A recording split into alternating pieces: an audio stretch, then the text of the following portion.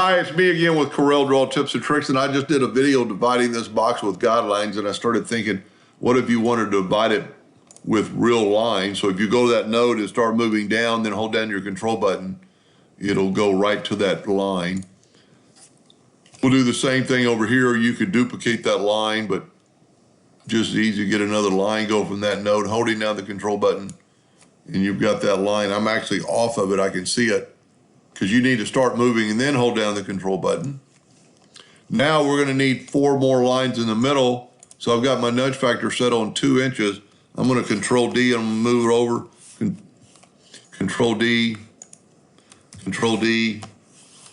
So I've got my 4 lines. Now here's the problem with the guidelines. We could select them, but with the lines, we can't select them and not select the box. My box is almost 9 inches, so I'm going to change my nudge distance to 9.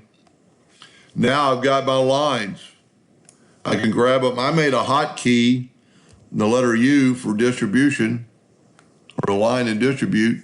We're going to line right here. We've still got that on, which is align to selection. There's our 4 lines. Now, we don't really need these exterior lines, so we can delete them and then nudge this back up. And now we got 5 equal parts that you can do anything you want to with. I've got earlier today I set my smart field on just a outline, but you could do anything you wanted to with these squares or rectangles, and they're all equal.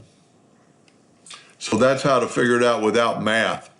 You could figure it out without math, but look at this thing is 6.25333. Big. Each one of them are exactly equal.